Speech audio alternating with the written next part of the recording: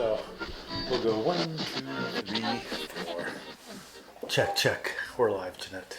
Oh, that's good. I know, it's like we're light. Finally. I know, right? We got the laptop is up. Well, I'll leave the laptop down. Welcome back. Yes. It's on. Welcome to the party. This is Mark and Jeanette. Yes. Rocking it. It's been like a little bit over a week, huh? Yeah, it has been. You kind of whisked out on me. I was like, Jeanette, we gotta do this. You're like, no, let's do it through the work week. I know. Why? Yeah, it's so tough during the work week. I wanted to do it on a Sunday.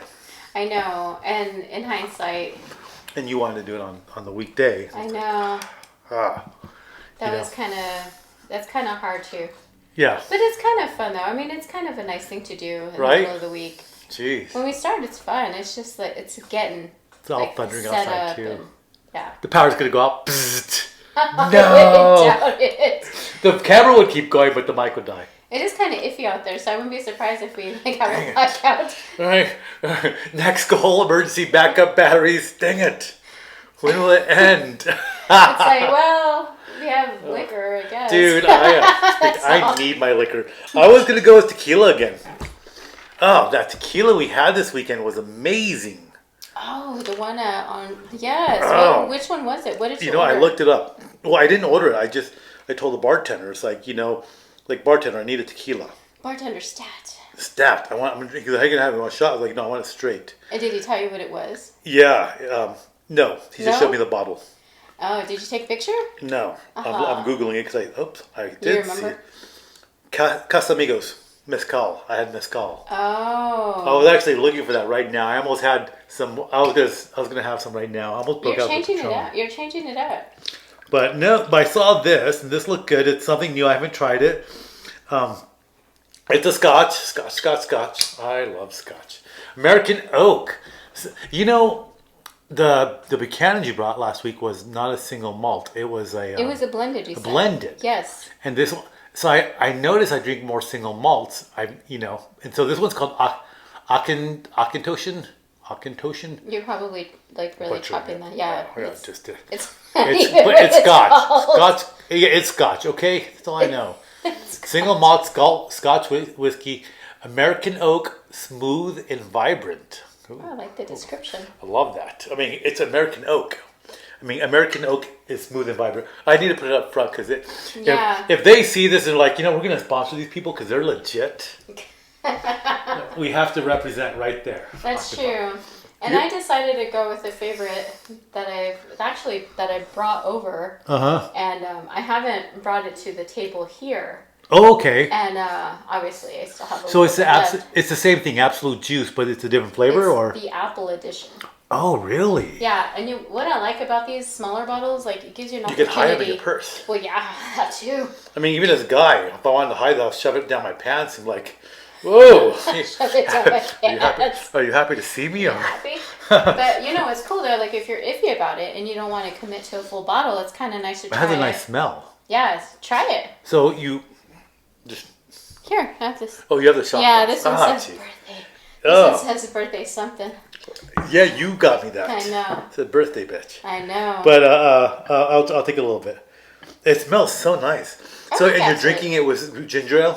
Yeah, honestly, I don't know what to pair it with yet. So, I like mixing my vodkas. I mean, honestly, I think you can drink that over ice. And you'd be fine with it. Finding flavor profiles, like when you have a hot chili and you sweeten it with like a habanero and you sweeten it with mango because that sweet and spicy kind of go together. So I think everything has a flavor profile. So maybe we can just find what goes with that. I do need to be better about pairing things for whatever reason. Isn't that good? That's good. It's not too sweet either. That's really good. I feel like the birthday bitch. I know. Yeah, it's special. It's like special. You have to put vodka in that shot glass. So 2 weeks of Absolute Juice. 2 weeks of Scotch. I'm just gonna leave this down for now until we need it because I feel very professional here. Like I have my laptop. It's like, right, guys, we're gonna do some deep research here, deep dive research while we're podcasting. Well, it keeps getting better and better every podcast. I feel like we're starting to get it. I mean, it's coming together, and I like to think we are. Yes, I mean, you have to realize when we first started, it was very raw. Right. We were like zero budget. We're like, Wait, we still have zero budget. Wait, you say that like we have money. Okay, we bought 3 bar stools. Yes. Like they're like half stools, but 3 bar stools. We got the table that goes with it, so we spent 75, 110. I haven't bought any more technology yet. No, I bought the lights. Bought some lights. We're probably about $185 in. Yeah. And not counting the liquor. Oh no, the liquor. That puts us over. That just puts us over. The liquor costs a lot more sometimes. I know, right? It's like, so, yeah, I mean. But this is kind of a nice lesson for anybody who may wants have followed to do us this from the beginning to now. You can kind of see the progression and maybe get some pointers on what to do, what not to do. We'll hang the green screen and we'll get like a legit background going. You know what I mean? But it's a nice, for anybody who's paying attention. Right, absolutely. Like, wow, you know what I mean? If they can do it, I can do it too. I can do it. Mm-hmm. You can do it. And it's funny. I'm going to close this now that I pulled some information up. But I'm going to close it for now. But that's a good segue onto what we wanted to talk the direction we're going to go in today. You know what I mean? Yeah. Because I remember when the internet first came out. As a matter of fact, I remember when YouTube was, it was already out. And I'm looking at my phone when I do this because my first video I put on YouTube was of me and the guys, and we were like just chilling at my house and messing around. Oh, back when phones were not touchscreen. Matter of fact, I had a little camcorder, one of those camcorders that are like this big. Oh yeah. Yeah. It was still a camcorder though, and I thought it was the coolest thing. And I don't remember if it was on my phone or whatnot, but it wasn't a true touch screen. Was I back from Albuquerque? No, I wasn't back from Albuquerque. It's got to be. So were these the times before we realized that social media could wreck our lives? Yeah. So okay, and I blocked these videos so you can't see them, but one of them you can. But 13 years ago was my first video. That's cool. Yeah. So that's cool. like in the 90s. Oh, that's cool. And I remember watching like music videos and all that on Yahoo when Yahoo had music videos. Oh. But podcasting wasn't a thing back then. You know what I mean? People talking. Maybe it was to an extent, but like people kind of doing what we're doing right now, not I think a thing. it's called radio. I know, right? Yeah, except they get to play music and pay for it and have Yeah. pay for the rights. What was that one 80s song? It goes TV killed. No, radio killed. Yeah, radio killed. No, No, it was TV killed the radio. Because it was radio came first, then TV came after. So yes, it was like MTV killed the radio. Yes, it did. And I still listen to radio. I don't. No. Matter of fact, I would say 90% of everything I listen to is on my phone off YouTube, straight up. Nice. Like straight up. Well, yeah. Oh, we didn't drink yet. I poured, but we hadn't drank. Oh my gosh. Well, here's to another good show. Cheers. Cheers to our viewers, and cheers. Thanks for joining us and having a good time. So and come party with us. Come party with us. Maybe they poured themselves a drink too. I know. I'd like to believe that. Yeah, they're at home, but they're like. Believe that. It makes more sense if you drink. They're all like, we're gonna drink too. We're having people drink at work while they listen to us. Hey, if they can listen to Scotch, then we can listen to or drink Scotch too. That's right. Tastes oaky. Yeah? It's smooth though. It's good. I like it. Not too smoky at all. It tastes oaky, not smoky. Oaky, not smoky. Right, that should be their saying on there. It's good. It's good. I like it. It's oaky, not smoky. So it's interesting that we were talking about what we were just talking about, like starting this and all that, because who would have thought this 13 years later, the first video of us hanging out in my living room would have turned out to this. I think we've been talking. You were like, come on, Jeanette, let's do this. I'm like, I'm up for it. Yeah. I'm like, why not? And it kind of goes to show you can do anything whenever you want. I mean, the things I was buying, I'd started buying actually years ago. Yeah, cool. I've been here about 2 years at this location, so I've had it before here. So Yeah, the you started mics. off. So, One mic and every two year I would get mics something. I and- might get another mic so we can have a guest, we can start doing guests, and might actually have to pay for video software so we can actually edit stuff and do cool things. I mean, okay, but do cool things, okay. But yeah, so, I mean, I guess, thinking about this is like anybody can do anything. Yeah. Nothing's impossible. And I think there's an important lesson in that because, me, I always think about my 20s, such a train wreck.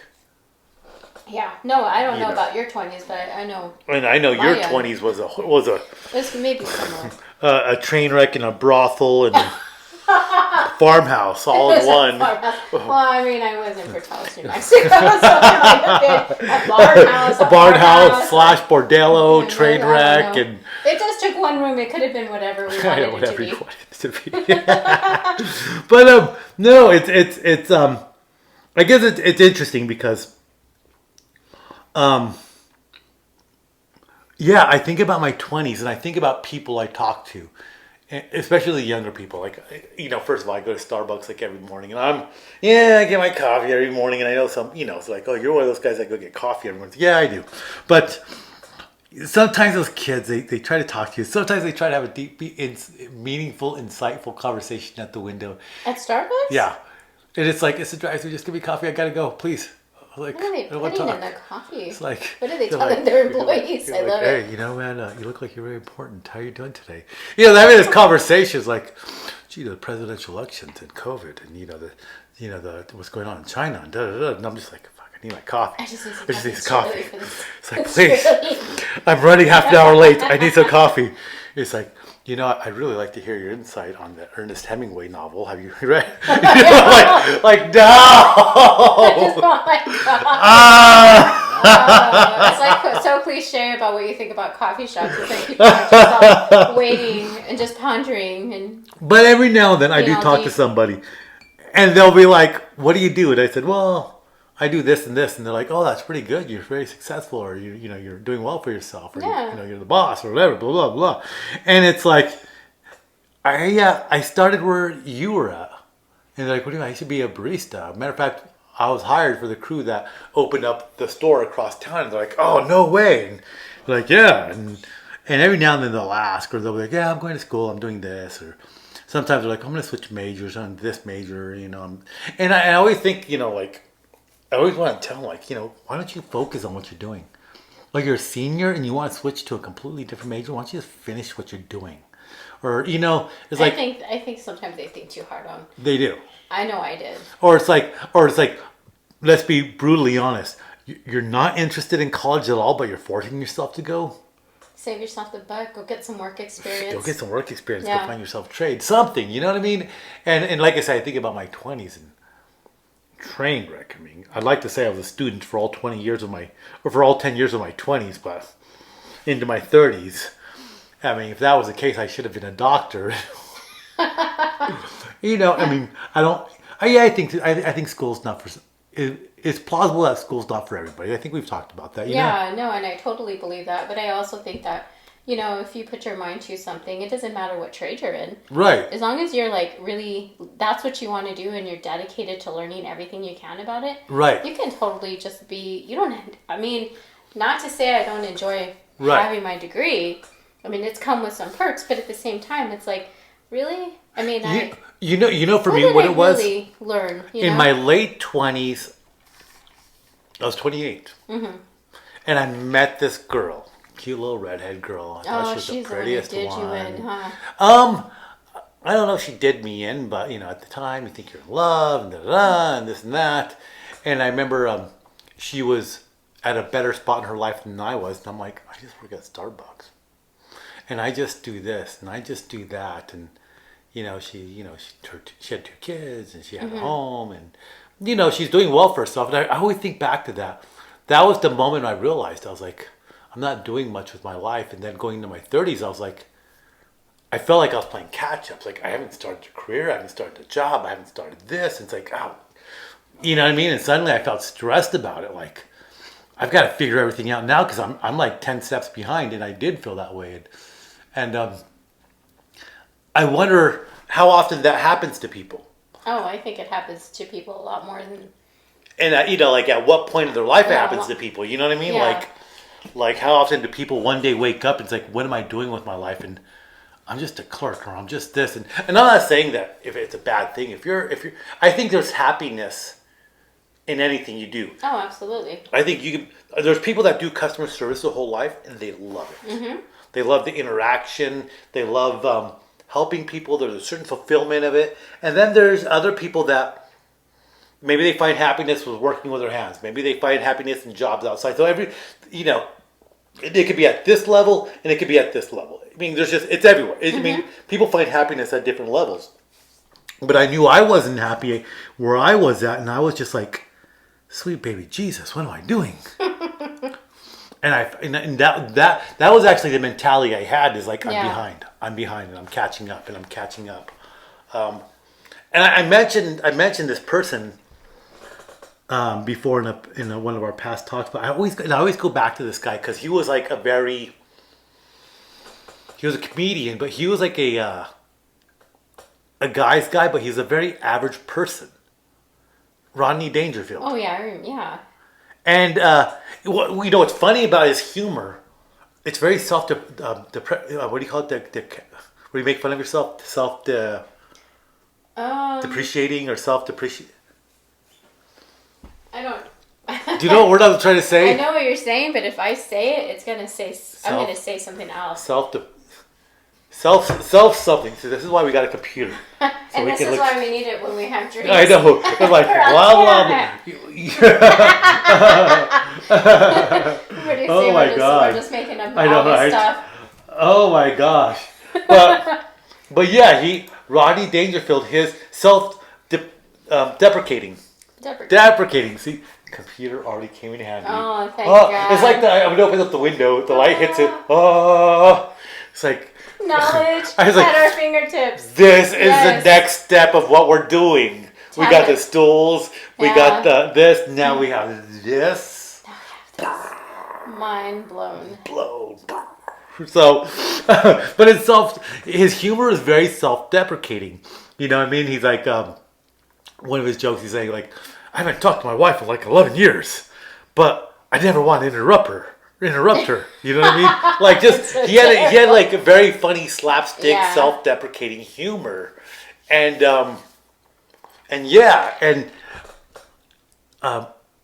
my first memory of him, besides the movie where he's in the pools, he goes back to college.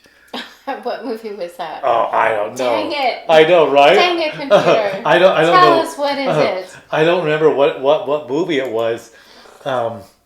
Was it Higher Education or something like that? I know it was like... Yeah. See, you know what we're going to have to do? We're going to have to actually hire somebody to do this now. So while we're talking, they can be like, you know what I mean? And they're like... Now taking applicants will pay you in scotch and vodka. We won't give you money. We won't even really treat you well. We won't treat you well. We might give you a Truly.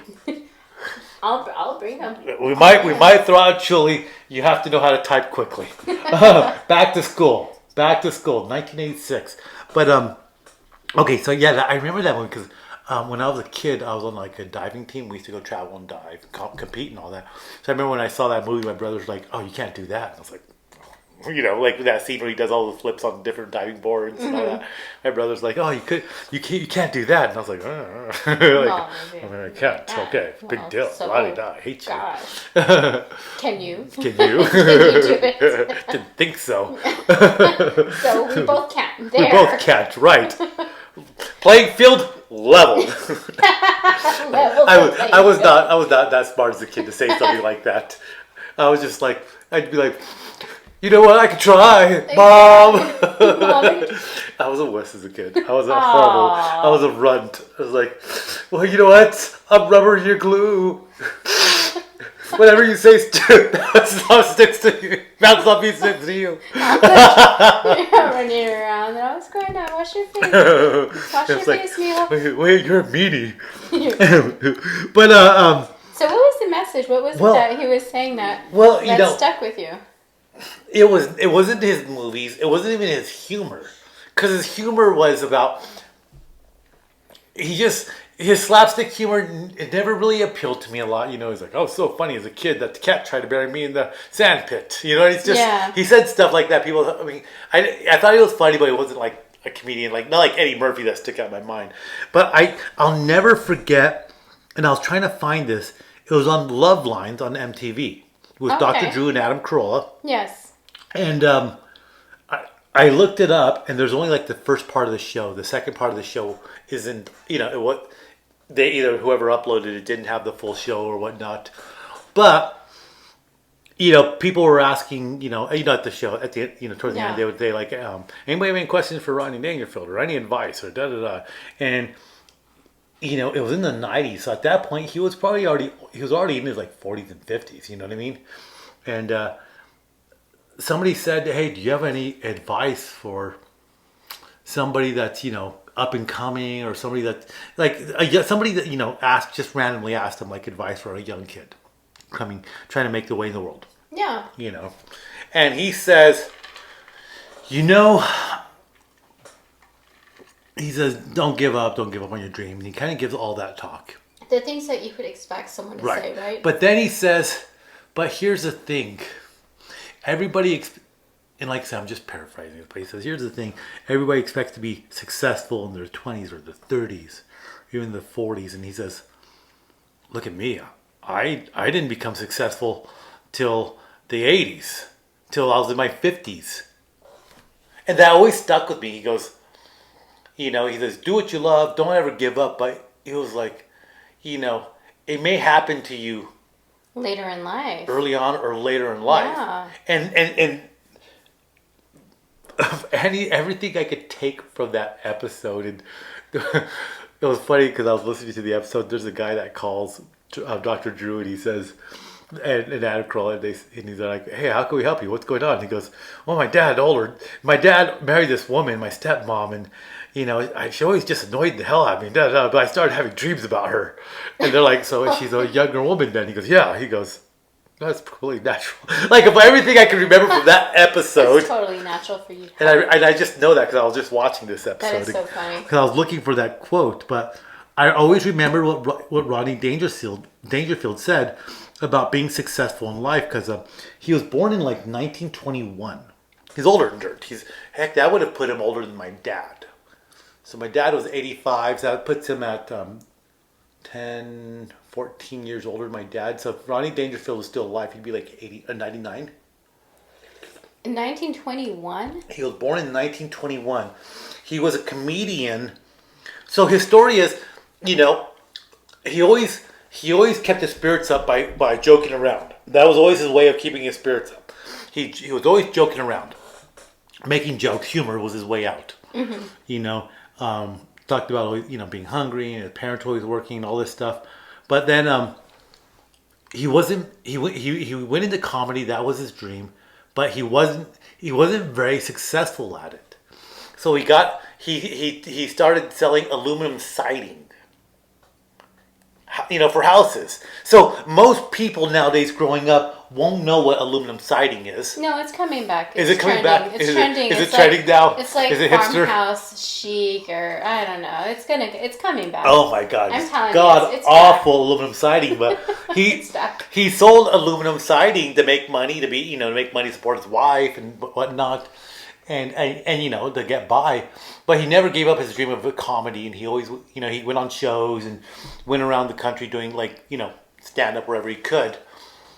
But you think about it, he didn't become successful till 1980 when he had his major breakout. So if you're born in if you're born in 1921, how old are you in 1980? You're like already 59. Dude. You know, a movie that made it was his great breakout. He was already known. He was already on like the Ed Sullivan Show. So as a comedian, he was already known, but he wasn't like a big comedian. Yeah. But this movie in the 80s that was like his big breakout. Which one? The Back to School one? Caddyshack. Caddyshack. Oh man. Great movie.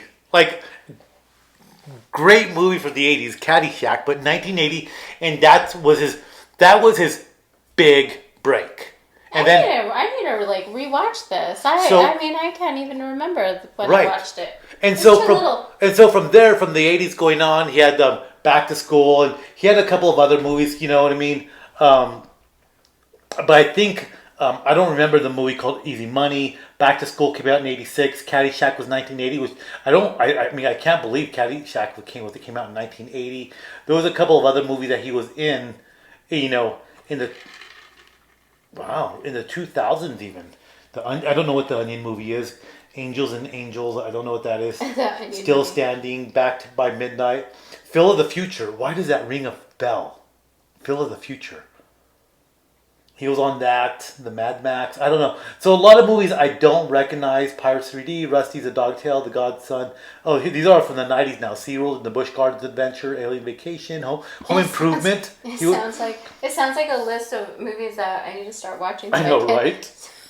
Suddenly Susan. I bring them back. I feel like Suddenly Susan was Dr. Katz Professional Therapist. The Symptoms, he was on the two episodes of The Symptoms. The Single Guy, he was on The Simpsons, an episode. So he did like a lot of shows, but he was even on Natural Born Killers. He was one of the. No way. He played the girl's dad. Oh. Ladybugs. I remember Ladybugs. That was kind of a hit. I don't know. So I don't know a lot. He did like a lot of little bits, but it looks like his big ones were like the ones like in the 80s with his breakthrough roles. Yeah, the big breakthrough roles.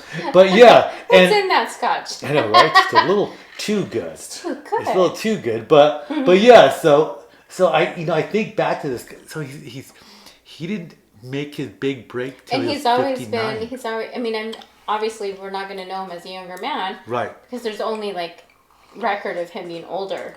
Well, at a certain age and over. There's like he had interviews like in the 60s and 70s, like on the Ed Sullivan Show and stuff like that. They could look. And his look, Johnny Carson, he was on Johnny Carson, but in his look is always the same. He always had that real peculiar look, and again that was a part of his humor because. Felt like he wasn't a good-looking guy, very self-deprecating humor, but sometimes having a very unique look can sell. Yeah. Does it get the ladies?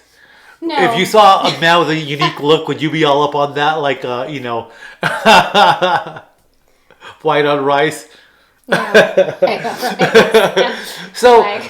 But how unique is this look? Is that what we're calling it? I know, right? It's like, ooh, is it unique enough to call it sexy? I don't know. Dun. That's just too deeply unique for me. But it goes back to be like, you can be successful at any point in your life, right? Yeah, you can. And a guy like Rodney Dangerfield with a very unique sense of humor, very unique look, everything about him was just very, he made it. And he made it. Yeah. 59 years old, but he made it.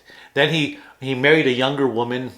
Well, good for him. I was reading about that. It said he married a younger, like a woman 30 years his age, and it just said right there by her name. She loves a unique look. She loves it. And it was funny because it said her name, Joan Dane, or something like that. And it was 30 years younger than him, and it said she was Mormon. I don't know why I had to point that out. She was Mormon. Something like on this website I was on, it just said she was Mormon. It was like, okay, you give her name that she's younger than him, and you have to point out that she's Mormon. Mormon. Oh, if I said morbid, I was like, you know what I mean for marrying him? That's mean. No, that's Mormon.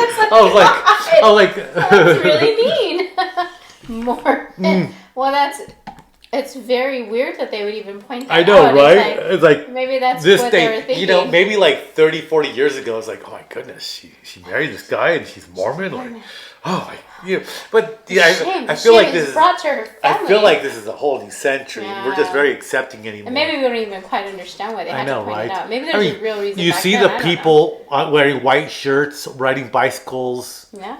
You know what I mean? Yeah. Yeah. Have you converted any of them in? Come on in, boys. Let's talk. So let me tell you just real quick. This is so off topic. No, I never have. When I was in college, I'm not gonna name who my roommate was. People who know me know who she is anyway. Dun, dun, dun. So I'd come home from class and stuff, and there'd be like these two kids with the white shirts and the slacks and the tie, and they'd be all like watching like basketball with her, and they wouldn't say anything. Right. And what she would do is she would invite them in, and then they'd want to talk to her about something. She's like, well, come. She's like, basically, I'm Catholic, and I don't know how she talked them into watching basketball with her, but they thought maybe they could convert her. But she was like, no, I'm going to watch the game. I wonder if there's if there are like fantastic Mormon stories. You have guys out in missionary, they go 2 by 2, and they're on the bicycles going around, they're talking about the, I think they were waiting for an opportunity to talk, but she was so into the game, she wasn't going to do it. Like, could you imagine 2 guys going to a woman's house, and she's like, I'm going to message these guys, and they're all knocking. She's like, okay, just a minute, guys. Put something like very scandalous on. It's like, no. I love a man in a short sleeve white shirt. Come on in, guys. You look like you work out. You know what I mean? Can I get you something to drink? Just water. Ooh, I love a man that takes care. You know what I mean? I love a man who likes to hydrate. A well-hydrated man is something I really look forward to meeting. I bet you there are Mormons out there that have Mormon stories. Oh, here comes my dog. Here's Spartacus. Aww. Spartacus needs to go lay down. What was that about? They came to do a circle and then... He's like, I need to come look around. He's like, okay. Dog walks in. Yeah, no, we're good. All right, everything's good. Carry on, guys. And he walks out. He's like, I'm good. He's like, you guys are doing a good job. Thank you. Yeah, go carry on. I'm fine. Don't mind me. I'll go feed myself. Go. Anyway, we just totally went off on the floor. Well, my dog just walked in. Spartacus is just, he didn't even look at us. He just walked in, looked around, and walked back out. It's like an old man. He wasn't even interested in okay, Dad. No, Dad. His little soulful eyes, he looks. Yeah, oh my God, that was so funny. But yeah, I bet I'm willing to put money that there are Mormon stories out there that unheard stories that when the guys get back to whoever they're sent from, there's did you guys spread the word of Mormonism? Oh yeah, we did. Or maybe that's how they converted them. They're like, sometimes you can go to these ladies' houses. Yeah. Well, no, I'm willing to bet you after they're missionary, after they get married and all that, and 10 years later they're all talking hey, do you remember that time we rode our bicycles to that little town in New Mexico and that woman opened the door and things got a little weird? Things got weird. He's like, you remember Brother Jedediah with that devil's triangle that we won't talk about, but he's like, yeah, I remember that, but I felt like we were gonna bring Mormonism into her one way or another. Oh my God, that sounds. Do you know what I mean? This is really good. This is going down good. I'm willing to bet you. If this hasn't really happened in true life, whoever is watching this is a really good idea for a porn. Next porn. And you better, what would it be called? I don't know. That's crazy. My mind just totally went there. I'm mentally just thinking of all the different names that, calling out to Christ. I don't know. Oh my God. Oh no. Conversion by insertion? I don't know. Conversion by insertion.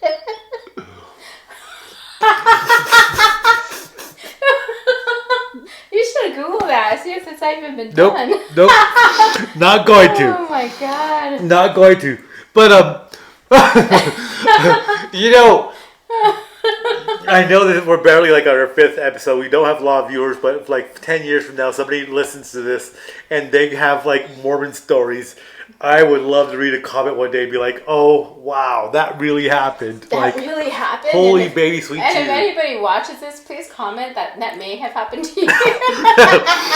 If you watch that video, if you were the woman in this situation and you decided you were going to play with some missionaries that knocked on your door. Some missionaries. Getting missionary. Getting missionaries from the missionaries. I remember in college though, there was another time my friend and I, we knew that the Mormon kids had come back. Oh my gosh. And we were all hiding. Don't answer the door. Be very quiet. Yeah. I remember hiding and for a solid few minutes there. I feel so bad. I mean, they're all trying to, now that have a mission. I'm a wise, older, respectable man now. Really? No, but but I'm polite to them now. They come to my door, and I kind of like, hey guys, what's going on? We're like, hey, we're Latter-day Saints, and we want to bring you, news of whatever it is we bring you news about. I was like, I always give this this whole little thing, like, A for effort, man. Way to go. Good job. If I knew enough about the Mormon church, then I would pretend to already have converted. Oh my God. I did that at Sam's Club when they were trying to talk me into DirecTV. They're like, hey, are you interested in DirecTV? I'm like, I'm already with you guys. You know what? I got two of them. Let me tell you about how happy I am with DirecTV. Do you know the secret channels? The secret channel. Oh, no. You paid a little more for it, but... It's so no. But what was I just saying, though? No. I always give him like I remember this. Oh, you're being nice. It was to a him. Latter-day Saint guy, and he came to my door, and he was an older Hispanic guy. And he's like, "Hey, I'm here to tell you the good news." And and he had the little pamphlets called the Watchtower and all that. And I was like, man. And I tip my hat to you. Good job. It takes a lot to hit the street and spread the word, especially this day and age. And he's like, yeah, it's a lot of work. And he was kind of getting into it. He's like, it's a lot of work, and you get out, and it's hot. I was like, no, man. You want some water? He said, no, I'm good. And And I appreciate their enthusiasm good for you. Yeah. And then he's like, well, do you want to talk about Jesus? And I was like, man, I'm Catholic, and I'm a devout Catholic, and I really believe and love what I do. And so he was like, oh. And I was like, but you know what, man? Good for you. I'm right there with you.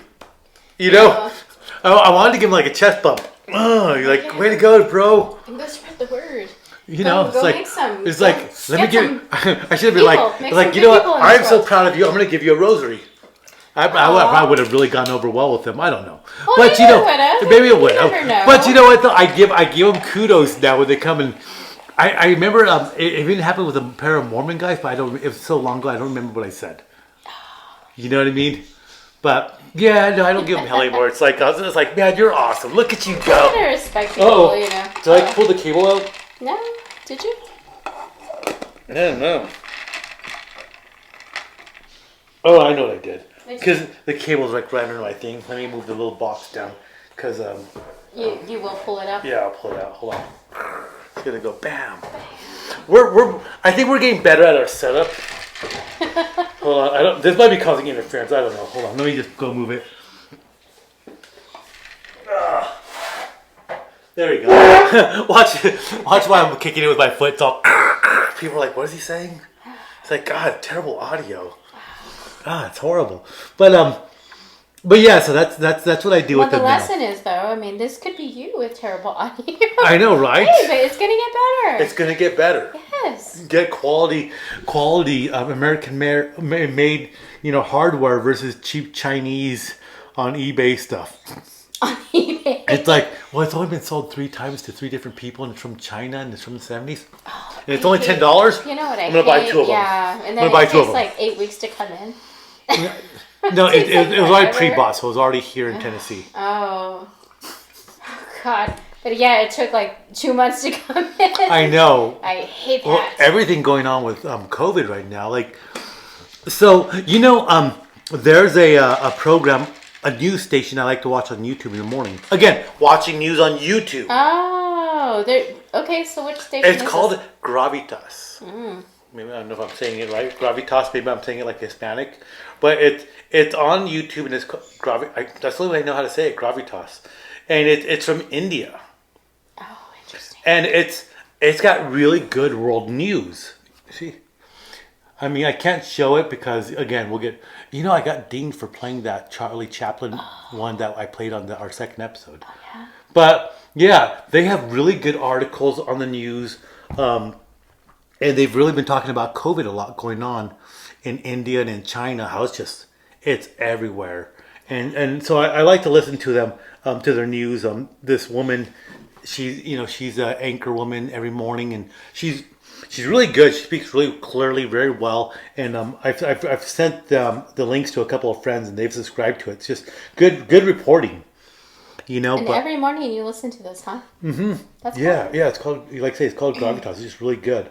But I've been listening to like about COVID and all that around the world, and just how China, it's spreading it. What I like about it is she doesn't call it. They don't refer to it as like the COVID virus. They refer to the Wuhan virus. Oh, I love that. Really? Because when the pandemic first started a year ago, it wasn't called COVID-19 yet.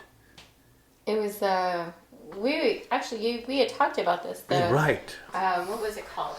The politics are in the name, and there's so much regarding the way it was named, and I feel like maybe like the government, the novel coronavirus. The novel coronavirus was what it was eventually called, but before that it was called like the Chinese coronavirus, and they're referring it to the Wuhan virus, and I think it's really important because where did it all start? Even though I don't think it's going to be denied or whatever. Right. I mean, whatever the case is, we all know that it originated from here because that's where it first. Right. That's where eyes were. Right, and this is going back to like December or even November, because that's when I was watching.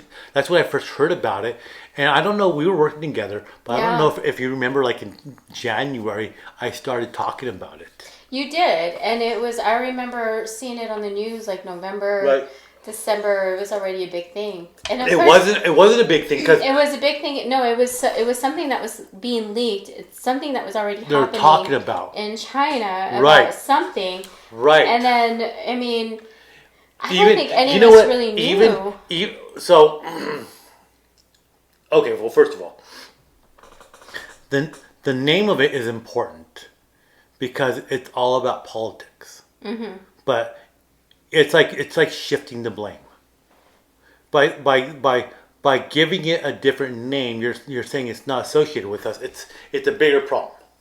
Yeah. And I say that because people say no, it was a natural transference from animal, from wombat to a mongoose to like a duck-billed platypus. I mean, at this point, it's. But they said it was in a wet market in China, and it transitioned from it was actually like a bat or something, like a specific bat, or from one animal to humans though, or to bat to human or something like that. And they say it came from this wet market and it started spreading quickly. And then as time went on, and this might be the conspiracy theory part of it, or maybe it's not. I think it's just in Wuhan province. Happens to be the place in China where they do all their warfare, chemical stuff. Their biological warfare. The largest facility in China is there, which American people had, like Fauci, he has connections to that. There's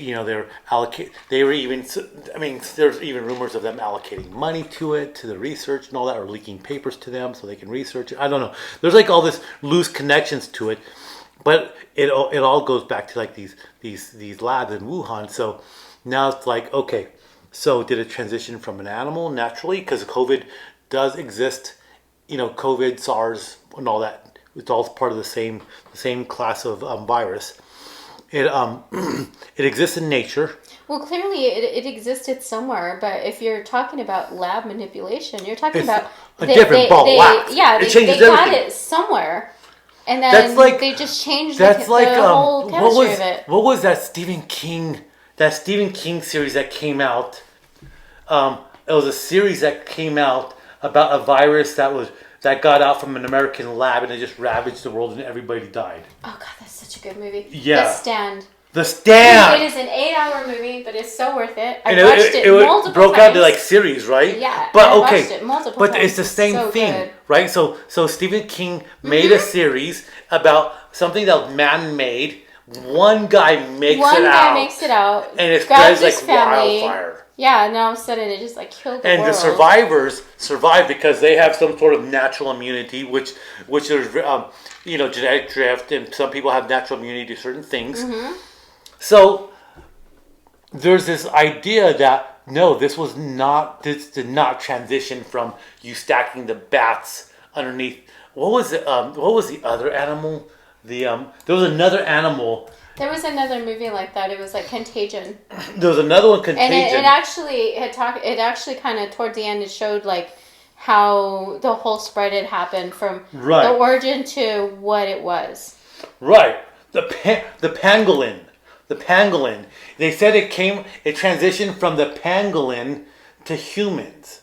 So I don't even know what the hell a pangolin is, but it's like it's something that's sold on the Chinese wet market, live animals that where they sell all these. Look at it. It looks like an armadillo almost. It looks like an anteater or something. It looks like a cross between an armadillo and an anteater. Mm-hmm. So that these pangolins have it, and somehow that it was close to another animal, transitioned to bats, and it transitioned to humans, and because they're all, I mean, it could be. Do you know a certain armadillos carry leprosy? You're kidding me. No. And you and leprosy so leprosy is very contagious. Yeah. So I mean, not to say that that's not plausible. Look at swine flu. When the swine flu came out, it was huge. Bird flu. Bird flu came from it transitioned from animals to human. So let's so it's possible it could have gone from animal to animal. But then what's all this stuff about the documented COVID testing in this bioweapons lab in China, the biggest one in their country? Do you know what I mean? Yeah, it's not coincidence. Come on. You know what I say. I don't believe in coincidence. I believe in the synchronicity of stuff. That stuff happens the way it's going to happen, and it's connected. But to say, oh, it's just coincidental that I happen to be here the way it's supposed to. No, you were supposed to be there or whatever. But yeah. So I really like how this news station Gravitas, when they talk about COVID, they call it the Wuhan COVID virus or the Wuhan virus to show that no, it started there. And what was funny was once the vaccines came out and people were being tested and all that, and in China, and I'm not playing with this tablecloth, but and I was like, I'm playing with it. I've never had stuff to play with before, but it's interesting because when China said like, oh hey, no, we got it taken care of and it's all under control, blah blah blah blah, right? There was some like I said, I think I read in Al Jazeera, China was saying that they wanted to limit international travel going to China because they believe that the United States and foreign nations are going to bring back COVID to China. This isn't the first time that a country has... Think about the absurdity of that before you go anywhere else. Yeah. So China says they quarantine their people hard. Military on the streets with guns. We saw the pictures. We saw the footage. People were dragged and thrown into government vans because they were positive. It was horrible. Hard crackdown on their people, right? Mm-hmm. Like here in the United States, we were quarantined, but if you need to go to the store, it's like okay. Let me put my helmet on, and I'm gonna just go ahead and put my helmet and my mask on, and we're gonna go buy groceries. You know what I mean? Yeah. And nobody would say anything about it. It's like, oh, so you're wearing your mask and helmet? It's like, yeah, I'm good. Da, da, da, da. You know what I mean? So it wasn't a big deal here, whereas in China, Whoa. Let's see. Problem here. But whereas in China, it was people were like, security was armed on the streets and all that. You couldn't leave. Awful. It was awful, right? Yeah. And so China, a country that has a quarter of the world population. World population is 7 billion. So you're talking about 1.5 billion people live in China alone. And they're saying in our part of the world where we have a fourth of the world population, we got rid of COVID. It's under control. But yet, in all the other little countries all around the world, they couldn't get it under control. But you're telling me the country that, outside of the major city centers, it's 200 years backwards agrarian, people living off the land with oxes and all that. You're telling me that in that country you're able to get COVID eradicated, but in France and England and Germany, all these other countries, you're telling me we couldn't do it, but you could at the end of a barrel, and then for them to come out and say like, well, and like I say, and it was in Al Jazeera news I read it because I know Al Jazeera, the Middle East and all that, but their news is really good. Their international news is really good because they just have good international news. Well, I also no, go ahead. But they said China wanted to come out and say that they're going to restrict air travel coming into China because they believe that everyone else is bringing it is going to bring it back to them. God. That's like a classic case of like, let me shift the blame, let me shift the story to put the blame elsewhere now. Do you kind of see where I'm going with that? Yeah, no, I totally do. Yeah, and also what you're saying is that the way we're calling this virus has a lot to do with either, shifting blame. I get it. Mm-hmm. Either you call it the Wuhan virus or COVID or whatever other people are calling it. I get it. It's almost like you have someone who's probably thinking of, you see it in business. You see about the lingo, the words that you use. Let's put it this way. The Spanish flu ravaged the world. And was it 1918, towards the end of, or during World War I? 1917, 1918? Yeah, it was early 1900s. Okay, think about it. I tell you the Spanish flu. What are you going to tell me that you know about it? If I tell me what you know about the Spanish flu. And I'll tell you what I know about it. And actually, the 1918 pandemic H1N1 virus, the Spanish flu. So if I said, tell me what you know about the Spanish flu, what do you know about it? What do I know about it? I know that from what I've heard about it is that people were getting sick early in the morning or in the same day, and later on in the day they were dying. Right. Where did it start? Well, it started after we got COVID. No. If I told you the Spanish, all of a sudden we are there's a Spanish flu. You're kidding me. If I wanted to tell you, like, where did the Spanish flu start, what would you say? Honestly, I don't even. Well, it's in its name. Right. It says Spanish flu. You're blaming it on the Spaniards. Right. It's all in the name, right? Yeah. Why was it called the Spanish flu? Is it because it was first? Is it because it broke out in Spain? Oh, so this is actually very good because I didn't read up on this. Okay. So where did it originate from? Okay, if I told you the Spanish flu, you would be led to believe. It's like the Spaniards brought it. Right. It came from Spain. Yeah. But it's not that it came from Spain. It was first reported in Spain. Ah. There's two different. So they shifted blame to this. They didn't shift the blame. What was going on during the Spanish flu in 1918? What was going on in the world? Talking about the World War I. And what's the thing that gets censored the most during war? The news. The news. Okay. So it all ties in. So during World War I, the news, letters home, everything was getting censored. So the military would censor the news leaks. So the military says we're gonna censor like how many deaths there are because we don't want the enemy to read in the paper and read the news because they have spies everywhere. We don't want them to know how many soldiers we're losing on the front. Germany, they do this. The Axis powers, they do the same thing. We're gonna censor how many deaths there are on the front lines, on the home front, so that the other side doesn't know how many we're losing. So the news gets heavily censored. So you're talking about battles where 20, 30, 40,000 people died on a day. Mm-hmm. Then who knows how many other thousands of people died from the Spanish flu, but they censored all that information during World War I. Well, Spain was neutral during World War I. So I was going to say they weren't major players here. They weren't major players. They were going through the Spanish Revolution. So there's news people all around the world reporting on what's going on in Spain. And suddenly people are dying from the flu. So they're talking about this flu from Spain, the Spanish flu, where a lot of people are dying. World War I comes to an end, So this flu is going around the world. It's already been coined as the Spanish flu. Well, all that does is just spraying like negativity towards the Spaniard. Right. It's in the name though. It is, and then you can imagine. Okay, so you can imagine. Think about last year, 2020 during COVID.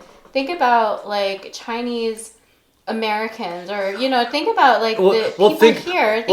Think about the name of everything. Yeah. Why do people like to eat cheese from Wisconsin? Why do people like to drink whiskey that comes from Scotland that we call Scotch? It's an interesting shift that we did see though. Did you not see some major changes? Like major changes, like with some of the brands changing their names because they realized it was like, wow, that's really racist. Right. Yeah. Everything. Right. I mean, everything going on in the last couple of years. The Redskins, the football team, changed their name. I know the Florida Sentinels changed their name, but the Braves. That one product, the Aunt Jemima. Right. Syrup. They changed their name. Right. They changed the name. Yeah. Right. So there's a lot of names. The Spanish flu. We went from the Wuhan virus to the Wuhan COVID virus to the what would you say it was the something COVID virus. It was a novel. The novel coronavirus. Now we just call it COVID. Now we just call it COVID-19 yeah, we for just short. call it, and even just COVID now. Right. So think about everything like the name, how the name of something has so much power, and how it could be so politicized. It's so much that remember when it was the novel coronavirus. Right. You heard stories that who is the manufacturer of Corona beer? Like they actually what are they? But is it Budweiser? Yeah, they bought the rights to Coronas. Most of the Coronas you drink are actually made in the United States. Kind of stopped production because of they Corona. They didn't want to. Yeah, they didn't want to. And what does Corona mean in Spanish? It means like crown. Crown. Mm-hmm. Yeah. So I mean, you don't think it would correlate, but it would. But again, it goes back to the name. Fun facts. So I always I was like when I started listening to this news station Gravitas, and I'm going to start listening to this. Right, yes, I'm actually very excited to start listening to this. And they started talking about the Wuhan virus. I thought, man, what an important thing to do, and not cave in to the pressure of another country, an up and coming powerful country that does not call it the Wuhan virus, but call it the COVID-19 because that's what it is. But it started in the Wuhan province. This is like a big mess up. I mean, like think about like countries when they've messed things up and they've like hit it, like Chernobyl, like trying to hide that their nuclear power plant, like the biggest nuclear cover up. The biggest nuclear accident prior to Fukushima, which people actually say. What a cover-up that is. People say that led to the breakup of the Soviet Union because it showed the incompetence and whatnot, the lack of centralized power and all that. Chernobyl, nobody calls it whatever the plant name was, nuclear meltdown. It's just known as Chernobyl. Chernobyl was in Ukraine, and it's known as Chernobyl. What a bizarre thing that our history is. Like, I mean, this isn't the first time this has happened where something was trying to be hidden. I mean, it's a major mess. Right. And how easy is it to hide something by just changing the name? Do you know what I mean? So Coca-Cola, they went through some changes in like the 80s or 90s. I think they messed with the recipe, right? Yes, they did. And they started losing market share because people weren't happy with it. So what did Coca-Cola do? They released a whole new campaign. Rebranding. It was original. The Coca-Cola Classic. It was like Coca-Cola. Yes. And by changing the name, you kind of say like, oh yes, we did do this thing to the recipe. We did change it. People didn't like it, but now this is the Coca-Cola Classic. And by changing the name, people are like, oh, this is the way it should be. It's the original recipe. Tastes good. No, because it doesn't have cocaine in it. Or does it? Or does it? Bum, bum. That's why everyone's like Coca-Cola Classic. I need to go ask. Yes. I need to go find somebody on walking down the streets that's a mess and be like, so does Coca-Cola Classic really have Coke? Does it really have Coke? A little yayo? Yayo. Does it give you a little skip in your step? It's funny the way, when you learn about our history, you really realize how messed up it is. But it's still happening, though. It's still happening. And it's funny. We're going through it. It's funny because people say that, like, oh, our history's messed up and we're horrible but and they're horrible. So is our present. But you know what, though? So is our present. Humanity has been a messy thing. It always has been. It's been a messy thing, and our history is messy, and it's based off the decisions off of a few people that led a lot of people. People die, people get slaughtered, people get enslaved, or this person gets oppressed, and they're like, we're horrible, or we did a horrible thing. History has been sloppy, humanity's been sloppy, and, there's been a lot of hard knocks that we've had to learn from. Yeah. And then kind of going back to, like, it's not too late. I mean, if this is, like, if you're driven to be like one of those people who wants to like better the world, or you know, I'm thinking of a movie. I'm gonna tell you something. You tell me if you know what I'm talking about. Right. Oh, you're already looking at this. No. I didn't look. I promise. Okay. But If I say, whoa. You talking about Bill and Ted Excellence Adventure? Well, not Bill and Ted so much as it's Keanu Reeves. Keanu Reeves. Whoa. Whoa. What was that? That alien movie he was in? It's an alien movie. Yeah. It's not The Matrix. No, Okay. It's the one where that big alien thing lands. Like all of those, they land all over the world, and there are these big alien statues. Oh, and the day the Earth stood still. Oh gosh. Do you remember that one? Yes, and then I do. they take it and they take it to I know he didn't do it. Bill. He was the alien, but they took that big alien structure to a military testing facility, and it's like a bunch of insects that just eat everything. Oh. The two. So there was like a woman and a little kid. I don't know who the actors were. And here, I'll turn this so you can look at it. But like they're trying to, and they take Keanu Reeves. He's playing this alien guy. That's he was like, let me talk to you. I remember this movie. Let me talk to your world remember leaders this. and da da da. And they said, look we'll take you to they're a professor friend of his, like a professor of philosophy or something. And I remember this movie for what the professor guy said during that moment.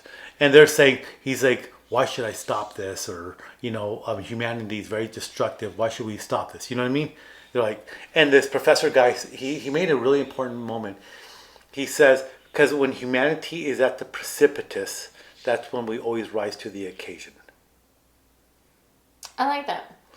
And like I said, I'm butchering the words, but essentially what he said was when humanity is at the precipice, and he used that word. It just sounds like it says in humanity that we're just a bunch of procrastinators and we're just really trying to but make it when happen. push comes to shove, and you're at that moment where everything's going to come to a loss, and that's when we rise to the highest standard. I think it has to come with a common goal, or there has to be something more basic than our differences. The right for living, food, right.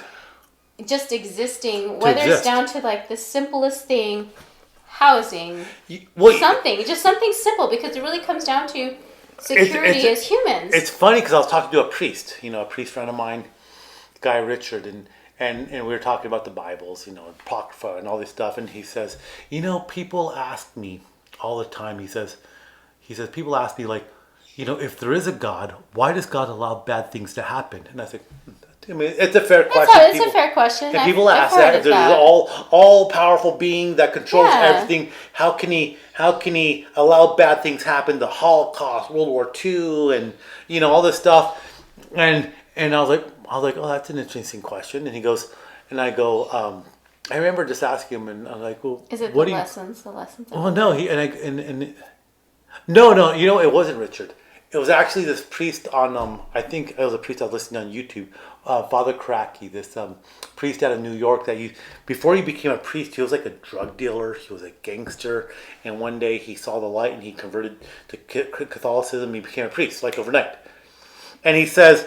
Did he have a pimp response? Oh, no. And what was interesting, what he says is he's like, well, there's free will and all that stuff, but he goes... It's only when man is at their worst that they become their best. Essentially, yes, that they rise to the occasion and they become the best that they can be. Well, unfortunately, you need a balance. If you don't know what bad is, you don't know how you can change to the other side, good. There is a balance. You know what I'm saying? Well, say you're in college, can't have right? One without the other. How often did it happen when you're in college and you're writing a paper? And it's due the next day. You sit down and you're like, I'm writing the best paper I've ever written ever. I'm such a genius. I'm up all night writing. But it's at that moment where everything's on the line that you rise to the occasion. Your thoughts are just higher than you would have.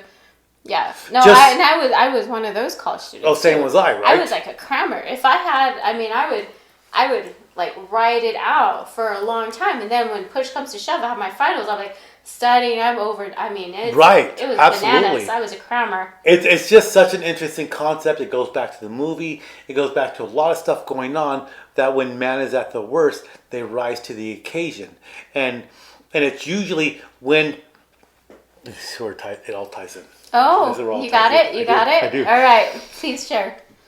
It's only when men are on the verge of losing everything, or men, and I say men as generally, men and women and everybody. Yeah, no, I when get they it. lose absolutely everything, that whether they're on the verge of it or whether they just fall flat and they've lost everything, that they rise to their they rise to the next level, they step up their game, and they come back. And you have guys that maybe they're doing okay, maybe they're coming up in their lives, maybe they're coming up in their careers, maybe they're young, maybe they're in their 30s, maybe they're 40s, maybe they're in their 50s. And and maybe their whole lives is like, it just doesn't get beyond being average. Their lives has only been average, no matter what they've done, no matter what they're doing, everything's falling apart. Their wife's going to divorce them, their kids hate them, but they don't give up. And it's through that effort of not giving up at that moment that, Einstein says, whether success is about opportunity, preparation, and timing or something. You know what I mean? It's at that moment that they rise to the occasion and they become successful and they become the man they're going to be. Whether they're Thomas Edison, that he says, I didn't fail 100 times making the light bulb. It took me 99 tries to get the 100th one.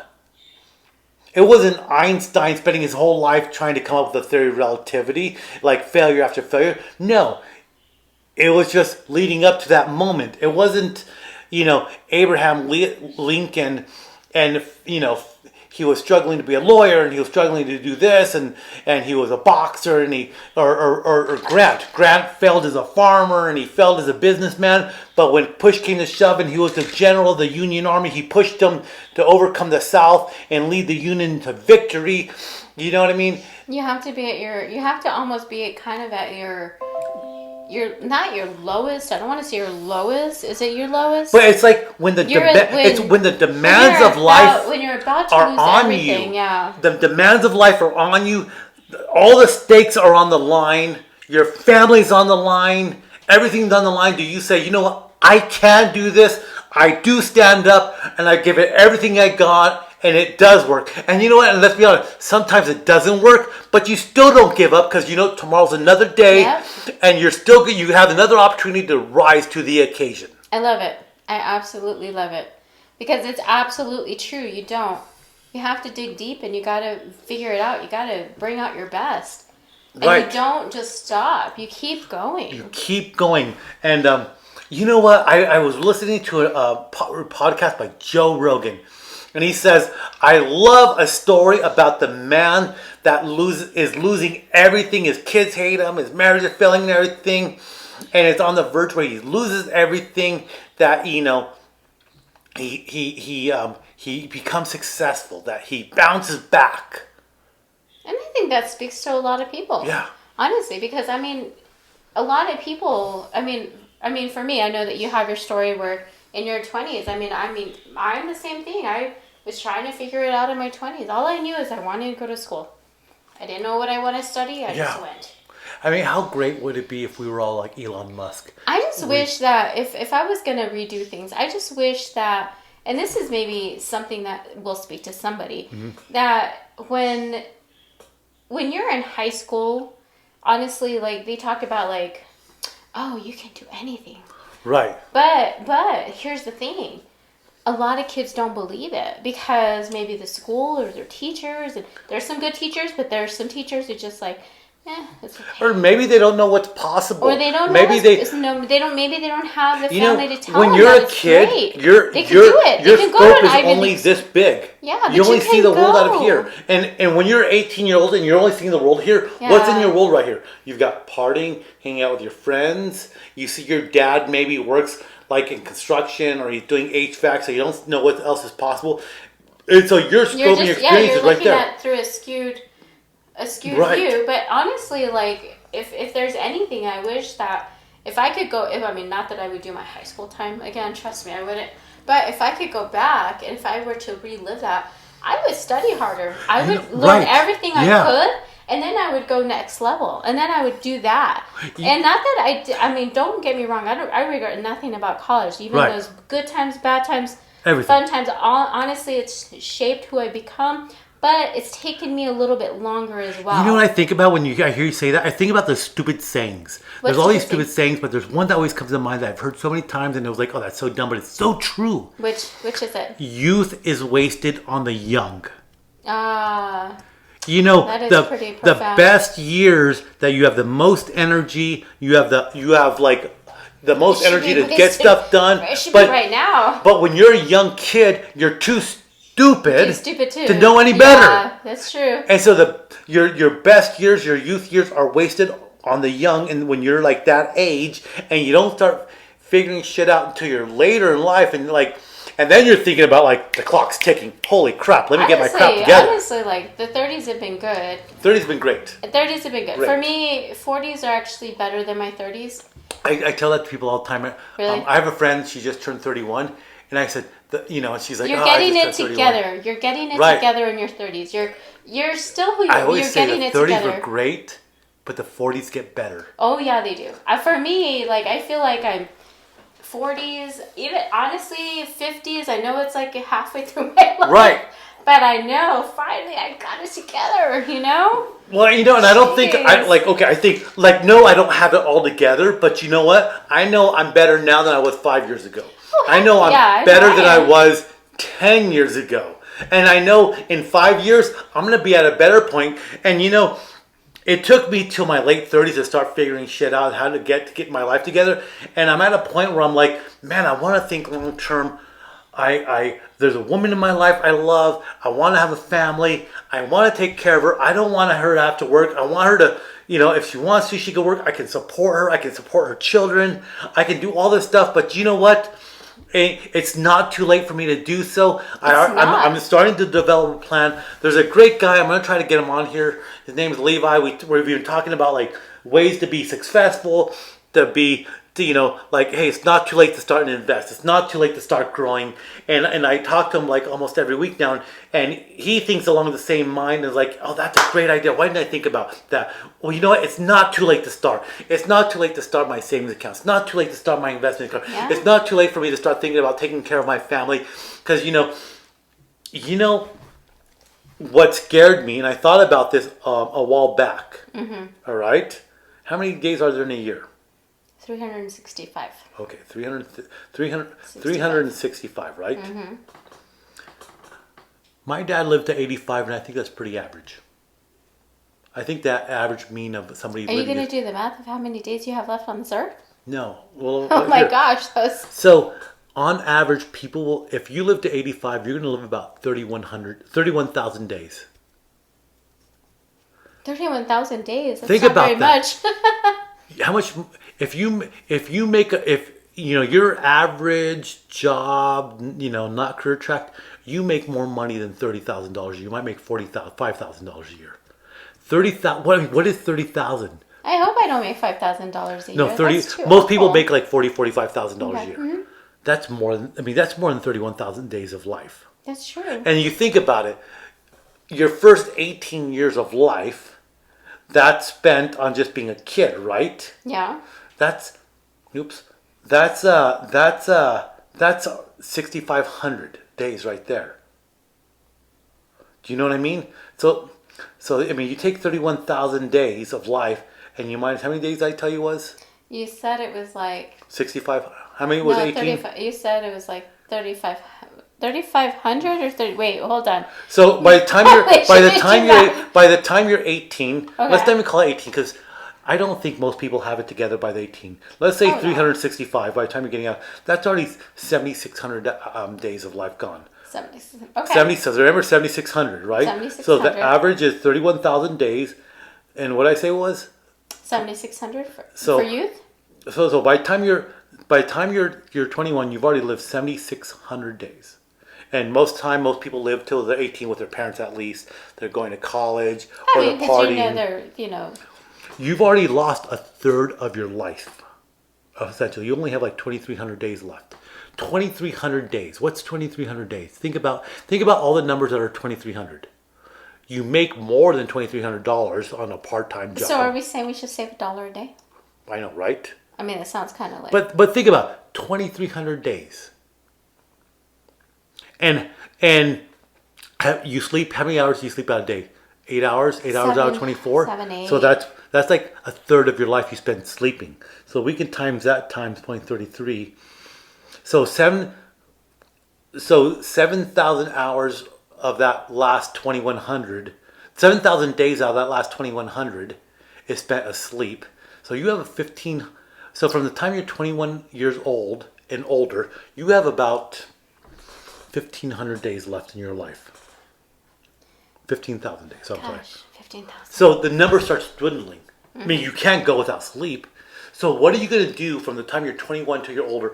You have 15,000 days. You think about how many steps do you take in one day if you have like a little thing, you count your steps? Gosh. That's like... What is this about? Yeah. People walk 1,500 steps like in 2 days. Mm-hmm. What's 1,500? Isn't it like the goal? 15,000. What's the goal for an average day for stepping? Is it I don't like know. 10,000? 10,000 steps. Is it 10,000 steps? Right? 15. Is that the, is that the you goal? know 15,000 10,000? 15,000 feet's like 1 mile. You think about let's bring it into relation. 15,000. What is that in a sense of a number? It's not a lot. It's not a lot.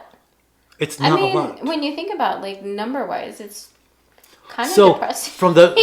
from if you take out how many days you sleep, like how many hours you sleep equated to days, from the day from being 21 to 85, assuming you're going to live to like 80, 85. Some people live a little bit more, some will live a little less. You have about 15,000 days of good living to be successful, to meet the love of your life, to have a home, to go see the world.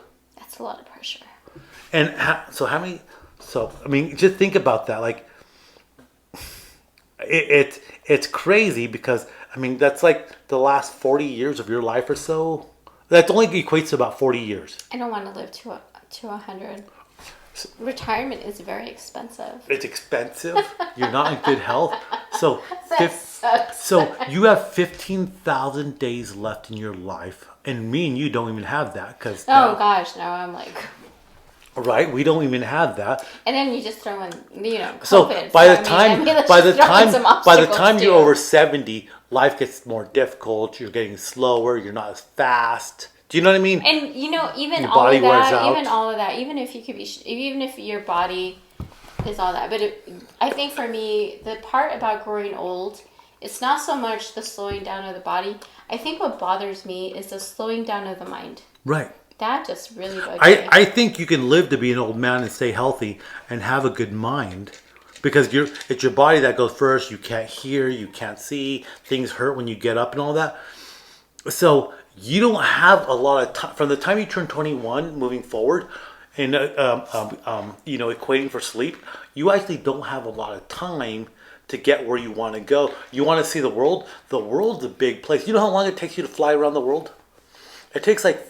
If you took a plane around the world, it took like something like 46, 47 hours. That's like 2 days to fly around the world. 2 days on the plane, nonstop, not stopping. That sucks. That's a big world. You know the equation. Right now, there's like 7 billion people in the world. We talk about overpopulation. They've equated that if the world can hold. I don't know, it was some trillion people. The world's big enough to hold something trillion people. The Earth is a big place. So to try to get around the world, to see everything you want to see, to go visit everywhere you want, it's just impossible. But you've only got 15,000 good days to do that, on top of having a job, on top of going to the beach, on top of just sitting on the grass and feeling the sun, reading a good book. You've only got 15,000 days to do all that. So when you put it in terms like that, you really have to think about really start to think about what your aspirations and your goals are, because you really don't want, you don't want to let that time pass. Because it's going to go fast. Totally. How often? I mean, I know I've said this is like time is going. It seems this way, but as you get older, time goes faster and faster. I know, it's already Christmas. Oh my God. I know. 2021 just started. I know. It's already going to end. If I asked you, tell me one great thing you've done in 2021 that shows that you did not waste a year, what would you say it is? One great thing? One great thing you've done. You know, for me, one of the things, and it was a very simple, small thing, but seeing my old college friends was very meaningful to me. Okay, it was amazing. You saw your college friend. Yeah, not friends. So, okay. Super meaningful to me. Okay, so super meaningful. So seeing lost friends in 2021. I hadn't seen them in 15 years. What about 2020? What's one great thing you did in 2020? Absolutely nothing. And think about this. Think about this saying. We were under quarantine. Remember that saying? Don't leave the place, or don't leave this earth, or don't leave this place, or wherever you're at. Don't leave it in the condition you found it. You leave it in a better condition than you left it. What have you done in your community, in your town, in your country, wherever you're from? What have you done in 2020 to leave 2020 in a better way than you found it? What have you done in 2021 to leave the earth in a better place than you found it? That's a really good way of looking at it. What have I done? I mean, and I'm not saying every day, every week, every month. Yeah. What's one thing last year that you did for the earth? Oh, the earth. Let's say the earth on a big scale, big or small. What's one great thing that you've done to leave the earth in a better place that you left it? What's one thing that you did to leave your family in a better place than you left it? Your friends, the homeless guy on the street. I always think, oh, good karma. I'm gonna give that every home. I always keep a stack of $1 bills. Oh. And so whenever I see somebody on the side of the street, I'm gonna give you $1. I'm gonna give you $1. And if I have a 10 or a 20, I go cash it out for ones and I keep it in my truck. So that way I have a one ready, give you one. And I always think, oh, I'm doing my good deed. But what does that $1 really do for that person? I could have given them 10. I could have given them. You know what you could have given them? Because I actually had this situation today. A bottle of water. It was hot. Right. When was the last time you've gone out and you've picked up trash? And you know what freaks me out about picking up trash? I'm going to go clean the environment and pick up trash, pick up plastic, and go throw it away. But then it goes in the landfill. Gosh, what did I do to prevent trash from going into a landfill? I see people that clean the oceans and they pick up trash. What have I have done to prevent trash from going into the ocean? The one thing that makes the biggest impact of all humanity on the earth. Do you know what I mean? Yeah, and for me personally, I don't know if I've done anything like that. I say 2020 was, it definitely was a crap year. It was a crap year. But within that crap year, I mean, think about friendships that we made in 2020. It was tough. And this was the year where we became friends because maybe by force, because there was no other place to go. Do you know what we did in 2020? So we hung out. You know what we did in 2020? Here's one thing we did. We stressed and hung out. I remember my friend Penny was doing like a Santa thing for seniors. And she came to us and she says, "Will you guys do a Christmas tree in your office?" Oh, I do remember that. That was great. We bought things to give to senior citizens, and it wasn't the senior citizens didn't want anything like big. No, they wanted simple stuff, T-shirts. Like the thick socks for the cold blankets. Yeah, do you ever think about that? I do remember that. I think about stuff like that. I think about people that cross the border. They have nothing. Well, I think if anything, this year should be more of the year for community outreach. I know. Well, with our company, we're doing a little bit more. I mean, don't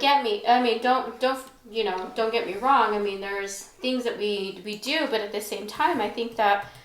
It was speaking to one of our insurance partners. She had me thinking about what they do as far as community outreach. I think it's great. I think that, community outreach, especially in this day and age, working with the community and bringing them the services that they need, I think is great. This is the year for it. If anything, this and forever is a year for community outreach. I think about this quote. I just pulled it up on right now. God, I love that we have a computer here. I know. Right? I love it. You remember Bruce Almighty? Yes. What's his name? You're talking about Jim Carrey? Jim Carrey, Morgan Freeman. He played God, right? And then Baxter Evans. What's his name? Brick from Anchorman. Steve Carell. Yes, Steve Carell. It's funny because he plays He plays Baxter Evans in that movie, but that character was in another movie. I'm trying to think of what other movie. But anyways, in that movie, Morgan Freeman says, "How do you make a difference?" And he says, "How do you change the world?" And Evan finally figures it out. He says, "One single act of random kindness at a time." And Morgan Freeman says, one act of random kindness. I like that. How true is that? I think it's super true. You don't have to be the person that goes and stops nuclear waste. You don't have to go be that person. Remember that guy? I don't know if you remember this. You remember the Tiananmen Square event?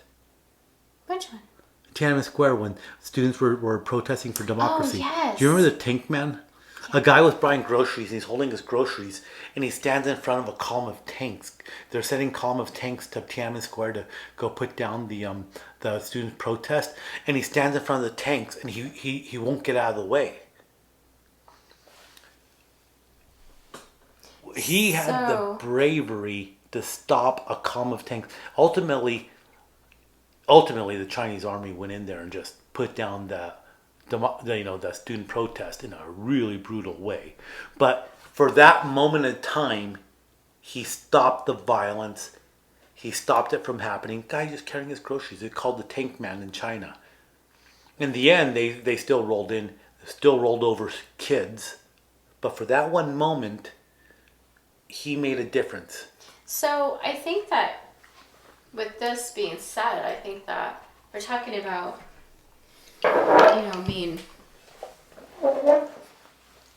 it's never too late. It's never too late to do great things. Whether it's personal, whether it's for others, And I think about Rodney Dangerfield. He was 59 at 1980 when he was in Caddyshack. He spent his whole life probably trying to provide for his family if he was married. He spent his whole life as a comedian because for whatever reason, he had this humor where he made fun of himself because he, just whatever reason, trying to be successful, wasn't really making it. Says, I'm not making this comedian. I have to sell aluminum siding, god awful siding for houses. But he never gave up on his dream of going to comedy. And in 1980, he had a role in Caddyshack, and he made it. And the movies he subsequently started in the 80s into the 90s defined the rest of his life at 59. And here we are, you and I are in our 40s. We haven't cleaned up the oceans. I've gone to soup kitchens, but for a day here and there. When was the last time we went and gave something to a homeless person? When was the last time we did something really great in the first 40 years of our life? My 20s were a dark hole of just alcohol and stupidity, which I'm sure a lot of people out there can relate to. Oh, I'm sure a lot of people can relate to that. But and a lot of people are probably in the same hole we have: credit card debt. They don't own their own home. Their marriage is on the rocks. They hate their job. They're going through this thing called COVID. There's the war in Taliban we just pulled out of. We're pulling soldiers out of Iraq. We're looking at possible war with China over Taiwan. And here we are in our 40s. And what impact have we made on the world in our 40s? If you're 30s, you're in your 30s. What impact have you made on the world? We may have not done anything great. We didn't invent the computer. We're not Microsoft. We're not Bill Gates. We're not Steve Jobs. We're not Elon Musk. We're not Tesla or Bell or anything like that. But it's just what can we do as average people? Too late, though. Yes. What can we do as people who just, Don't give up on your dreams. And you know what? Today might be a real shit day. My boss got mad at me. I didn't get everything done I needed to get done. But you know what? Tomorrow's another day. And my back might still hurt when I wake up tomorrow. My girlfriend's probably still in Mexico when I wake up tomorrow. But guess what? I'm going to make the best of tomorrow I can do. I'm not going to give up on my dreams. And I'm going to try to leave the world a better place than I found it today. Because it's just not too late. I love it. Man, that's where this is where we probably should end it, because honestly I don't think it's going to get better than this. I think that was the precipice of our conversation today. You think so? I think so. I mean, honestly, I think this is We've had good scotch. I like your vodka juice that you've been drinking lately. Oh yeah, I got to bring another one. I actually have a few bottles that I've kind of stocked up on. I haven't broken into them. Because I think I'm saving them. Well, you know what? For this time. Everything has stories. This Marine helmet has a story. The pin on this Marine helmet has a story. My dog was given to me by a man that this man was a great man because he spent his life just helping people, and he had a kind heart. Even my little Hawaiian, Kahuna god was from a good time in life. Do you know what I mean? Even Spartacus. Do you know? Me and Spartacus has lived out of my truck. Yeah? Me and Spartacus lived out of a garage. Spartacus is your best friend. Spartacus has been my best friend. He's 14 years old. Aww. And, now all I can do for him is give him a great place to live. Make sure as a dog that I'm a responsible dog owner, that he's comfortable. And as this year or next year winds down for him, and he's in the winter of his life. He's not even in the fall of his life. He's in the winter of his life, and his life winds down. So long as he's comfortable, that's the best I can give for him, and that he's not abused and he's treated well, and I'm a good dog owner. Yeah. I think everything has a story here. Everything that we talk about, and you're right, it is a good place because it's never too late to be great.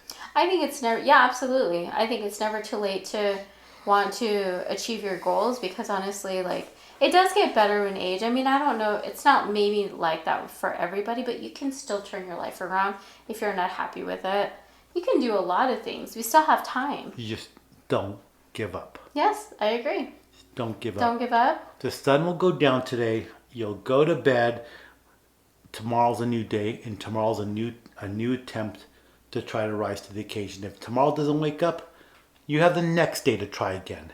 The next day doesn't work, you try again, and the point is you don't give up. I think absolute failure is when you just made up your mind not to do it. That's the failure. Best story. That's failure. The best story is, no matter how many times you fall down, you get back up and you try. What was that Rocky quote from Rocky, the last movie where he's an old man? Not the one with Apollo, but Adrian died. I love Rocky. Yeah. Because Rocky speaks to me. The first movie, here's the thing. You watch the series of Rocky. Rocky, the first movie, he's a very average guy. He's you, he's me. If we're any guys and we go to the gym, he's like any guy that goes to the gym. They just kind of go, they do their thing, and he has a couple of fights, and Mickey's giving up on him. Everybody's giving up on him. He's just trying to make money. It's a very accurate picture of the 1970s, the 70s of recession. People are just making it, but he keeps trying, and he's given an opportunity which he didn't want, because the promoter says, this is the opportunity. If you believe in the American dream, this is the opportunity. Apollo believes in the American dream to give you the chance to fight for the title. He doesn't want it. He's like, I'm just a very average guy, and I think Apollo would be good to spar against me, and I could warm him up, blah, blah, blah, blah. And like, this is your opportunity. He's like, okay. You know what I mean? He's like, the original Rocky should speak to people, because it's like you and me and the next guy. It's just an average person doing whatever they do, they want to do. They go to job, they do what they love. He's boxer, I go to the gym. And what's funny about Rocky, do you remember if he wins or he loses? Let me ask you that. I honestly can't remember watching him. Rocky, the first Rocky, he doesn't win. He doesn't win the fight. The big fight at the end, he goes the distance and he doesn't give up. Apollo wins, which leads into Rocky 2. Rocky 2 is to determine who's the best, because Apollo's like, everybody thinks I'm a fraud, that I put this show on. They say that we did it on purpose, because Rocky 1 was about Rocky going the distance. I'm thinking of that one song. Right. You're the best. You're the best. The best. You're the best. I'm going to put that on my phone. So Rocky 1's about an average guy that goes the distance and he doesn't give up. He doesn't win, but he doesn't give up. Rocky 2 is about who's the best. He goes the distance. His wife has labor issues. She goes in a coma. She comes out and she tells him, win the fight. He starts training. He goes into a big fight with Apollo. They have that big scene at the last round where they hit each other and they both fall down. And that very last moment, the precipitous of the movie, they're both fighting to get back up off the floor of the boxing ring. Mm-hmm. And Apollo falls and Rocky stands up. Rocky is the new world champion. Right? Rocky 3 with Mr. T. Rocky doesn't believe in himself. Mickey dies.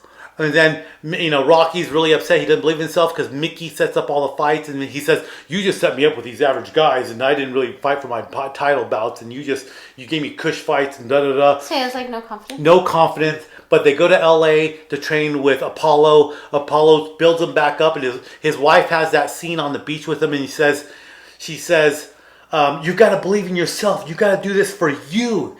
It's about you. What do you want to do? And Rocky has to face the truth. And he goes, he's like, nobody's ever told me the truth. And it's, and she's like, it's about you. And he finds the heart. He finds his heart again. And that's where the song "Eye of the Tiger" came out. And, because Apollo did the fights like "Eye of the Tiger," and Rocky beats Mr. T like in the third round or something. And then the next Rocky is about the Cold War. With what's that one guy like where he fights Apollo and he kills Apollo and he goes, if he dies he dies, you know what I mean? Rocky goes and he bounces back and he trains in Russia and he at the end of the fight with that Russian boxer he was saying like if you guys can believe in me and I can believe in you, then we can believe in each other. And it was all about like Russia and the United States building bonds and making connections and getting past the Cold War. And then there's a Rocky. The next one has to do with that one guy that was his protege, but then he goes to Don King and Rocky beats him. Rocky loses all his money. He's living out of in Philadelphia in a cheap apartment with his wife and his kid again. His kid's a little kid. And do you remember that one? Honestly, I don't remember. When I watched these, I was little. I didn't understand it, and I never watched them again. So that one happens, but it's the next Rocky where his son's a big kid. Now I just want to watch all these darn Rocky I haven't seen the new one with Creed regarding Apollo's son. But the next one, the next Rocky that comes after where he fights his protege, he has like a street brawl and he beats him and Don King's in it. The next one is Rocky's an old man. I really was hoping that you said that he decided he wanted to be a dancer. No. So I know, come dance with me. Come dance. So I love this one. I love this Rocky. This Rocky, I don't know, it's like 4 or 5. But it's this Rocky. I'm just typing Rocky series because I want to look it up. It's Rocky 5. No, it's called Rocky Balboa because you have 1, the first one, 2 where he fights Apollo, 3 where he beats Mr. T. Rocky 4 was where he fights the Russian. Rocky 5 was where he fights a kid that's his protege. Rocky Balboa, he's an old man. He has his restaurant based on him. Mm-hmm. And his son kind of like doesn't like his dad because he feels like his dad's fame always overshadows him. And then Rocky, let me think here. He fights a new boxer, like a younger boxer. And I like the scene where they're training because Apollo's old trainer's training him. He goes, we're not going to go over the basics of boxing because you already know how to fight. He goes, we can't go for speed because your joints hurt. You got calcium. You can't go for fitness because you got calcium in your joints, and you can't go running and all that. So he tells him the speech. So we're going to go for old-fashioned brute strength and Rocky weightlifts. And he says that way when you hit him, it's like a train hits him, and he feels every single punch you throw at him. So Rocky starts hard weightlifting to get strong. So when he fights this young guy, he's going to knock him out. But in this Rocky Balboa, the 6th one in the series, Adrian is dead. She died. And he always goes to the grave to go see Adrian. And even Paulie has a breakdown. Adrian left me and da-da-da. And Adrian was like this. So Rocky to me was not only a movie about success, about the average guy coming up and all that. It's also a love story. Oh. I see Rocky at the beginning, the Rocky 1. And he goes to the pet shop and he's flirting with Adrian. He always goes with it reminds me of me. Mm-hmm. He goes to the pet shop to go see Adrian, and he's always telling her a joke, and he's always trying to tell himself a joke before he gets in there. Hey, yo, Adrian, da da da. And it's always like a stupid joke, and and she ignores him until Paulie sets him up, and they start dating, and he kisses her. And there's Adrian tells Rocky, come over to our house on Thanksgiving. So Rocky comes over, and Rocky's like, are you sure? Is she expecting me? And he goes, eh. And Polly's like, yeah, come on over. And he comes in, and Adrian's like, oh my God, you didn't tell me I was going to have visitors. I'm not dressed. I don't have a place prepared. And she's like, she goes to her room, and she's like, Polly, I've got dinner. I've got a turkey in the oven. He goes, you got a turkey? And he gets the turkey. He throws it into the alley, and she's all mad. She's like, oh my God. And she puts her hair up, and she puts a coat on. Fine, I'll go out with Rocky. And they go out, and Polly had told Rocky that Adrian likes to ice skate. So he goes to the ice skating rink, and he's like, the guy's like, dude, it's Thanksgiving. I'm going to go home. He goes, let me just rent the rink out for like 10 minutes, man. How much you want? And he's like, give me like, it was something like $50 or $20, something like that. You know, in the 70s, it's a lot of money back then. And so Rocky's like, well, can I give you this much? No, dude, it's Thanksgiving. So Rocky pays him, and him and Adrian are on the ice, and they talk, and they go back to his place. And there's the music. I'm all about the music, not about the words, but the tone. And this beautiful music starts playing, and he asks her, "And do you want to come in?" And she comes in, and she says, "I gotta go." He goes, "Why do you gotta go?" Polly's gonna be worried about me, and he yells out, well, I'll call Polly. "Hey, Polly!" He yells out the window, "Polly, Adrian's here with me." And he kisses her, and she kisses him back, and it's like the romance starts there. And so it's this love story, you know. During every fight, she's freaking out, and even when they're on the beach in Rocky 3, she talks about, Rocky 2, where she was pregnant. Polly's like, "What are you doing to him? He's worried about you." And she's like, "I have to worry about him. If anything happens to me, I have to take care of him." So, you know, it's like, it shows like this love that grows between them. And it shows that an average guy falls in love, and he becomes successful day after day. Every fight, he becomes more successful. And then you get to the 6th one, Rocky Balboa, and the love of his life has died of cancer. But he didn't give up. He started a restaurant. He's pretty successful in what he does after he lost everything, because Polly lost all the money. They lived in a poor place, but he was with Adrian till the day she died. He took care of her till the day she died. But he's still successful. He started a restaurant, and even he has one last great fight with this young boxer guy, in which he makes it again. He makes it to the end. He may not have won, but he made it, and he fought his way to the end. He didn't give up. And that's like, to me, that's like the beautiful story that echoes life. You don't give up. You fight day by day, and some days might be hard. You might lose some days, but you don't give up. And somewhere along the way, you're going to meet somebody that's going to be the love of your life, and you keep trying for that person. You keep trying for that person to provide for that person. And even during the worst of the times, whether that person's in a hospital and they're in a coma, or even when they die, you take care of them. And tomorrow's another day, and you still keep going, and you don't give up. It just... Well, the Rocky series, the Rocky real life. Speaks to me in such a personal way. Yeah. You know? Mm-hmm. It really does. And it goes back to that. It goes back to everything we've been talking about. It's never too late. And no matter what you're going, today might not be the best day. Today might be hard, but you don't give up, because tomorrow might be the best day. You know, the next 2 weeks might suck, but you don't give up. Absolutely. You know? Move away. Move away. I don't move away. It's gonna move away from here. That's all I've got. That's all I've got. And I think that speaks to a lot of people, because I think that that's what a lot of people... I think a lot of people are in that situation. I think that, you know, I think that some people don't think that they can go to that level or achieve their dream or even have that life, but I think that speaks to a lot of people. I think a lot of people are like that. I know that, you know, a lot of people don't have a lot of confidence in themselves, right. And I think that sometimes you have to kind of put a plan in place on what you want to do and really kind of think about what it is that you want out of this life. Right. And then just figure out what it is that you need to do to achieve it. You know, I think a lot of it is about faith. And it's like, what drives you? Some people, It's the faith in their life. It's the faith in the person they love.